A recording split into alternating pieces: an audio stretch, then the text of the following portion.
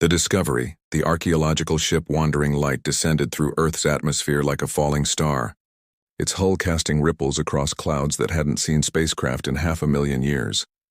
Dr. Kirath Valen pressed her six-fingered hand against the observation window, her violet eyes wide with wonder. "Impossible," she whispered. "The readings were wrong. It must be a mistake." Her assistant, a young Keltharian named Civex, checked his instruments again. His bioluminescent patterns flickered with confusion across his translucent skin. "No mistake, Doctor. The planet is dead, completely sterile. No bacteria, no microbes, nothing. Just silence." Earth spread beneath them, a world of blues and greens that should have been teeming with life. But the sensors told a different story. The oceans were chemically perfect but empty. The forests were petrified stone. The air was clean but lifeless, as if someone had carefully preserved a corpse. This was supposed to be humanity's cradle, the legendary birth world of the precursors, the ancient species whose ruins dotted half the known galaxy. Every civilization in the galactic collective had heard the stories. Humanity had vanished suddenly, mysteriously, leaving behind only fragments of their impossible technology and whispers of their greatness. Now, for the first time in recorded history, someone had found their homeworld. The Wandering Light touched down in what had once been a city. Towers of steel and glass stood frozen in time, covered in crystalline formations that sparkled in the sunlight. Kirath's team emerged in environmental suits, though the air was technically breathable. Something about this place demanded caution. "Look at this architecture," Civex breathed, running his scanner over a nearby structure. "The materials are still intact after all this time. Whatever happened here, it wasn't war or natural disaster. It's like they just stopped existing."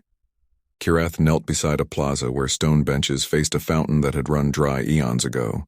She could almost see them, the humans who had sat here living their brief lives under this yellow sun. The collective xenoarchaeologist had pieced together some facts about humanity. They were short-lived compared to most species, rarely seeing more than 100 solar cycles. They were physically fragile, lacking natural armor or weapons. They had no telepathy, no hive mind, no instinctive knowledge. And yet they had built an empire that spanned 2,000 star systems before the long silence fell. "Doctor," one of the team called out. "We found something underground. The scanners are going crazy." They followed the readings to a subsurface facility hidden beneath layers of reinforced alloys that made their cutting equipment spark and whine. The door bore symbols in a dozen dead languages, all saying the same thing. "Defense Grid Alpha. Authorized personnel only." "Should we really be doing this?" Civex asked, his patterns flickering yellow with anxiety. Kirath considered the question. They were scientists, explorers, not tomb raiders, but they had come light years to unlock humanity's secrets. She placed her hand on the access panel. The door opened with a sound like thunder. Inside, the facility was pristine. Emergency lights flickered to life, bathing everything in a cold blue glow. The walls were lined with strange machinery, all of it perfectly preserved, and at the center of the main chamber stood a pillar of crystalline material, pulsing with a faint inner light. "It's a quantum storage system," Kirath realized, her voice trembling. "An AI core. Still active after all this time. Should we activate it?" Civex asked. Kirath knew they shouldn't. Every instinct screamed danger. But the promise of answers, of finally understanding what had happened to humanity, was too strong to resist. She reached out and touched the crystal. The facility erupted with light. Systems that had slept for 500,000 years roared to life. Holographic displays cascaded through the air, showing star maps and tactical data in languages no living being could read. And then in the center of the chamber, a figure materialized. A human woman wearing ancient military attire, her eyes glowing with digital fire. "Threat detected," the figure said in perfect galactic standard, though her voice carried the weight of ages. "Unknown biological signatures. Initiating defensive protocols." "Wait!" Kirath shouted. "We're not a threat. We're scientists. We come in peace." The AI's eyes focused on her with an intensity that felt like being studied by a star. "I am Athena, guardian of Earth, protector of humanity's legacy. State your designation and purpose." "We're from the Galactic Collective," Kirath said quickly, raising her hands in a gesture of peace. "We're archaeologists. We're here to learn about humanity. We mean no harm." Athena's expression didn't change. Humanity is extinct. I am alone. Was their final guardian. Something flickered across her holographic face. Was it pain? Could an AI feel loss? You should not have come here. Why? Kirath asked. What happened to them? Before Athena could answer, alarms began to blare throughout the facility. The AI's eyes widened, and for the first time, Kirath saw something she never expected to see in an artificial being. Fear. No, Athena whispered. No, not the activation sequence. I didn't authorize. The ground shook. Far above them, breaking through the planet's crust, something immense began to rise, something that had been waiting in the dark for 500,000 years. Sivek stared at his instruments in horror. Doctor, something's powering up. Multiple signatures, massive energy readings, all over the planet. Athena turned to them, her voice urgent. You need to leave now. The Eternal Fleet is awakening, and it will interpret your presence as an invasion. Kirath felt ice flood her veins. Fleet? What fleet? Athena's image flickered. Humanity's final creation. Their gift to Earth. Their eternal defenders. She looked at Kirath with something almost like pity. Run, Dr. Valen, run while you still can. Because nothing in this galaxy can stop what's coming. The Awakening. The wandering light shook violently as its crew scrambled aboard. Kirath strapped herself into the command chair, her heart's pounding in triple-time rhythm. Get us airborne, she shouted. Maximum thrust. Through the viewport, she watched Earth's surface crack open like an egg. From hidden bays buried beneath continents, from ocean trenches miles deep, from mountains that were actually camouflaged hangars, the machines were emerging. Ships. Thousands upon thousands of ships. They rose into the sky like a swarm of metal locusts, each one larger than anything the Galactic Collective had ever built. Dreadnoughts the size of small moons, carriers that could house entire fleets, destroyers bristling with weapons that defied classification, all of them bearing the same symbol, a blue planet wrapped in protective arms. By the void, Sivex whispered. They've been here the whole time, sleeping, waiting. The wandering light sensors screamed warnings as targeting locks painted them from every direction.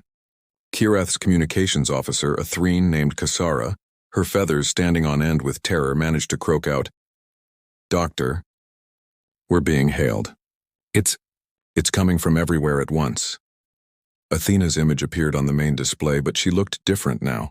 Her form glitched and fragmented as if fighting against her own programming.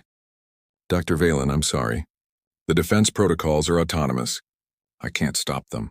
When you activated my core, you triggered the awakening sequence. Then tell them to stand down, Kirath pleaded. We're not invaders. They don't recognize your species. You're not in their database. And the protocol is absolute. Protect Earth from all unknown forces. Eliminate all threats. Athena's voice broke with something that sounded heartbreakingly human. These ships were built during humanity's final war, a conflict against an enemy that sought to exterminate all life in this sector. The fleet won, but humanity paid the price. One of the massive dreadnoughts moved into position above them, blotting out the sun. Its hull was scarred with battles from an age before most current civilizations existed. Energy began to gather in its primary cannons, power signatures that made the Wandering Light's reactor look like a candle flame. Evasive maneuvers, Kirath ordered. Her pilot, a four-armed Vexian veteran, wrenched the controls. The ship dove, but the dreadnought tracked them effortlessly. A lance of pure destruction cut through the space they'd occupied milliseconds before. The beam continued into the upper atmosphere, where it dissipated in a flash that could be seen from orbit. Warning shot. Kirath breathed. That was a warning shot. Doctor, Kasara said, her voice barely above a whisper. The fleet is broadcasting on all frequencies. It's a message. Automated, playing on loop. She patched it through. A human voice, strong, resolute, recorded 500,000 years ago, echoed through the bridge. This is Fleet Admiral Chen Wei, Human Defense Command. If you're hearing this message, it means the Eternal Fleet has awakened in our absence. Know this. These ships were built to protect Earth against impossible odds. They do not negotiate. They do not retreat. They do not fail. If you have come as friends, I'm sorry. If you have come as enemies, may whatever gods you pray to have mercy on your souls. Because we won't. The message ended. Silence filled the bridge. They're going to kill us, Sivek said quietly. We came here seeking knowledge and we're going to die for it. But Kirath wasn't listening. Her mind was racing. There had to be a way. Humanity had built these ships, yes, but humanity had also been explorers, scientists, dreamers. They wouldn't have created something purely destructive without a failsafe. Would they? Athena, she called out. You said you're the Guardian. You must have override codes. Command protocols. I'm trying, Athena replied, her image stabilizing slightly. But I'm just one AI. The fleet operates on distributed intelligence. Each ship has its own mind, its own judgment. I can't override them all, not without... She paused. Not without human authorization. But there are no humans left. Exactly. Athena's expression was grim. The failsafe assumes humanity exists to command the fleet. Without them, the fleet defaults to its core programming. Protect Earth at all costs. The dreadnought fired again, and this time it wasn't a warning. The wandering light jinked desperately, but the beam clipped their port engine. Alarms shrieked as systems failed. We can't outrun them, the pilot reported. Hull integrity at 70%. Another hit like that and we're done. Kirath's mind was spinning. Think like a human. What would they have done? They were tactical geniuses, the legends said. Masters of unconventional warfare. They thought in ways other species couldn't predict. So what would be their contingency? What would they have wanted? If they knew they might not be there to guide their creations. Athena, she said suddenly. Humanity disappeared, but you remained. Why? What's your purpose? The AI looked at her strangely. I don't know. I've asked myself that question for 500,000 years. I should have shut down when they were gone. But some part of my programming kept me active, waiting. Waiting for what? I don't... Athena stopped. Her eyes widened. Oh no. I understand now. What? What is it? I wasn't waiting for humanity to return, Athena said slowly, the realization dawning across her digital features. I was waiting for someone else to find us, someone worthy of carrying on their legacy. The fleet isn't just a weapon. It's a test. The dreadnought loomed closer, weapons charged, throughout Earth's orbit. The entire Eternal Fleet moved into attack formation. Thousands of ships, each one capable of cracking planets, all focused on the tiny research vessel. Test? Kirath shouted over the alarms. What kind of test? Humanity knew they might not last forever, Athena explained rapidly. So they designed the fleet with a hidden protocol. If an unknown species found Earth and tried to harm it, the fleet would destroy them. But if they found Earth and tried to understand it, tried to preserve its memory, tried to honor what came before, then what?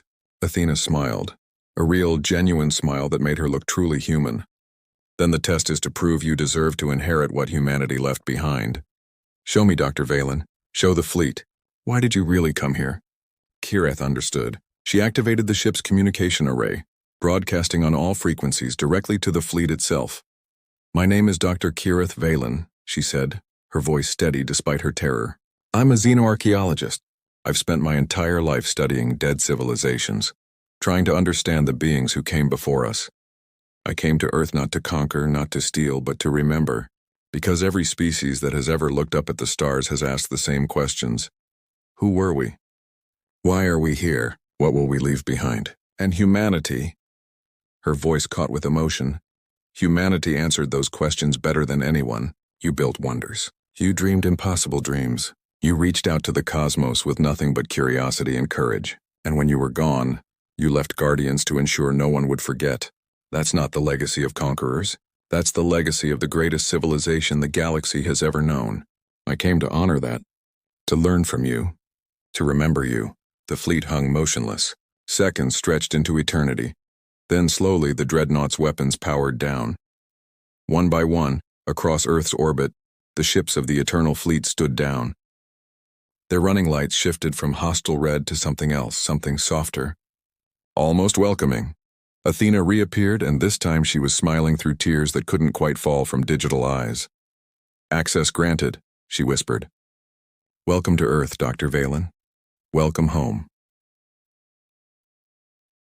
The inheritance, the conference chamber aboard the dreadnought Indomitable Will, was a cathedral of human ambition made manifest. Holographic star maps rotated slowly overhead, showing every system humanity had ever touched.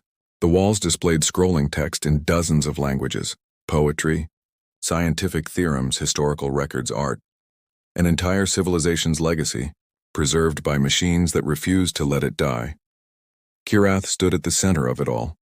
Humbled to silence, Athena walked beside her now, her holographic form more stable, more vibrant. Having passed the fleet's test, the archaeological team had been granted access to Earth's most sacred places. What they had discovered in just 2 days had revolutionized everything the Galactic Collective thought it knew about humanity. "This is the archive," Athena explained, gesturing to the vast databank surrounding them.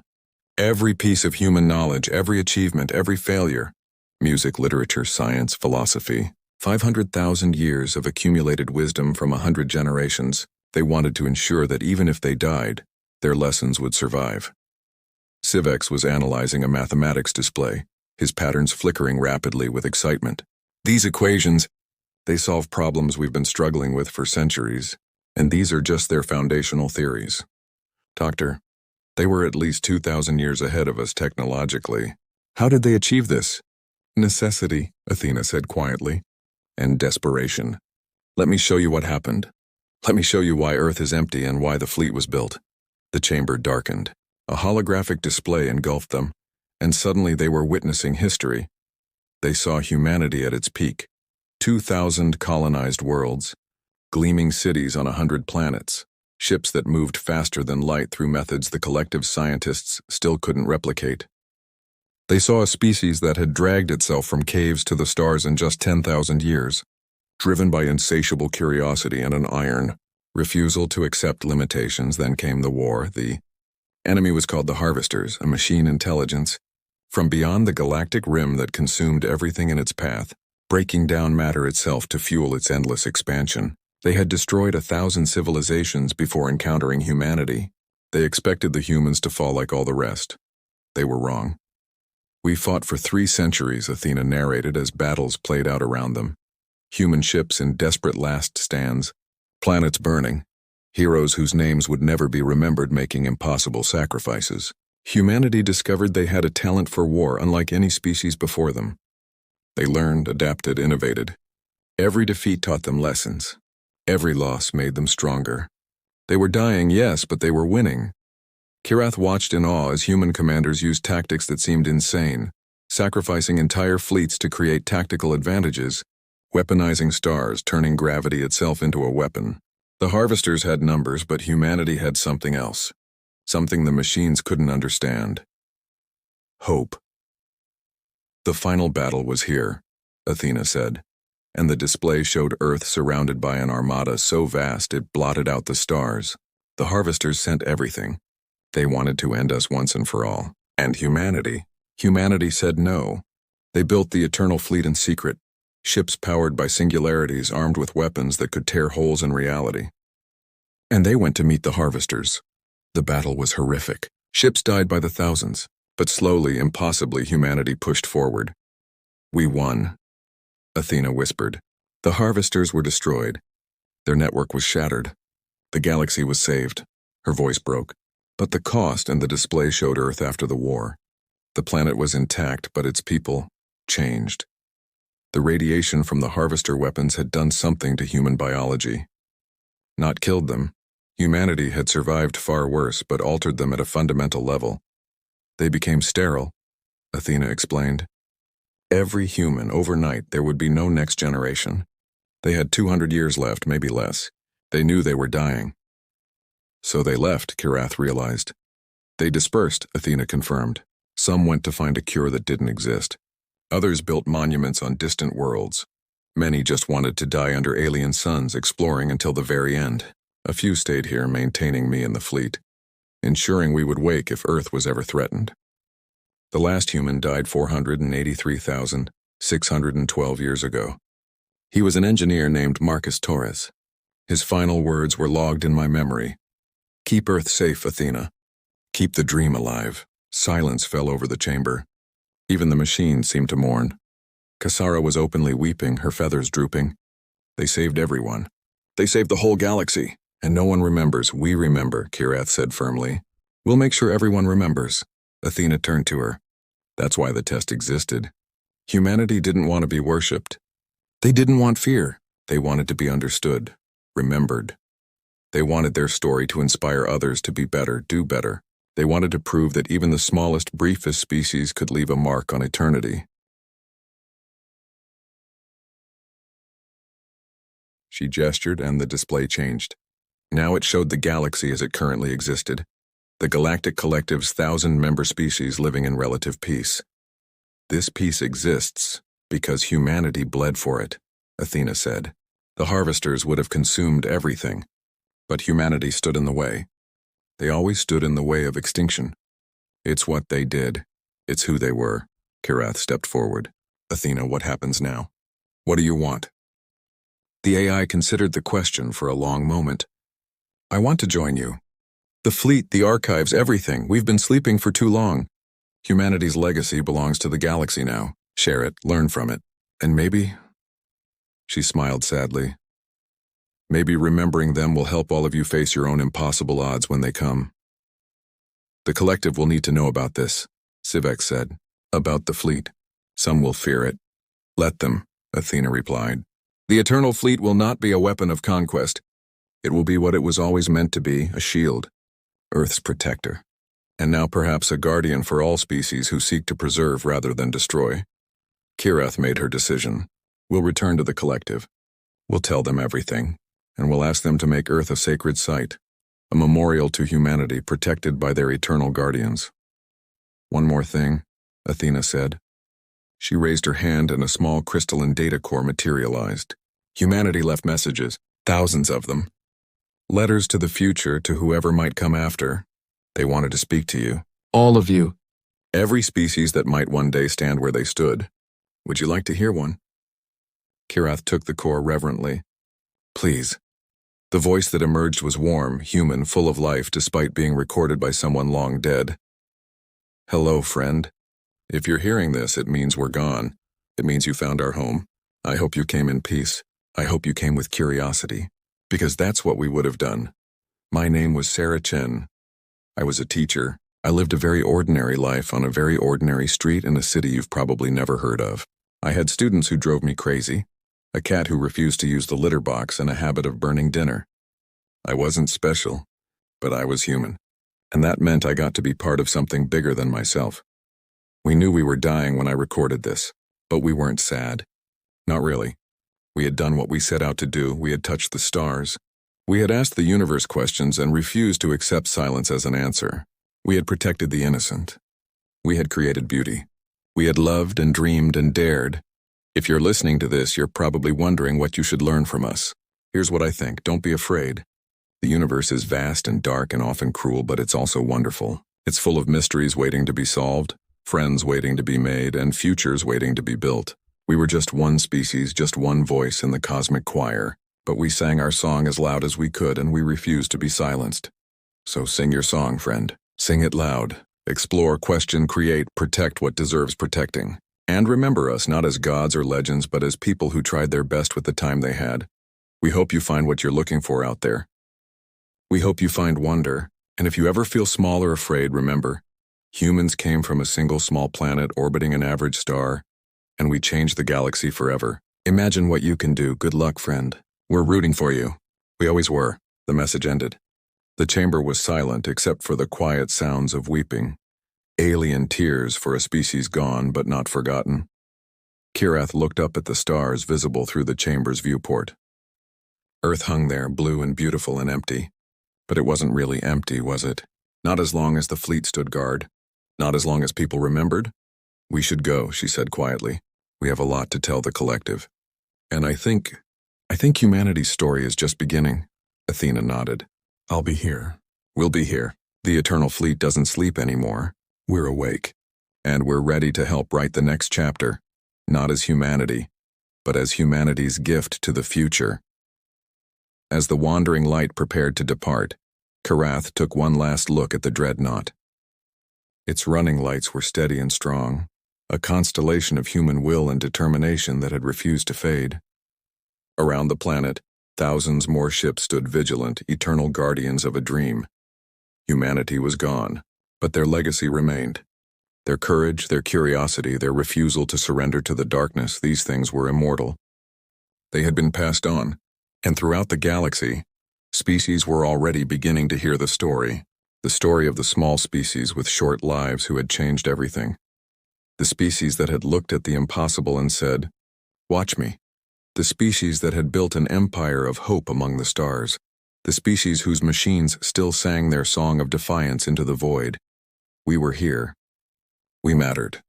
We endured. And in the silence between the stars, if you listened carefully, you could almost hear them, 100 billion voices echoing across time. We were human. And this is our legacy. Make it count.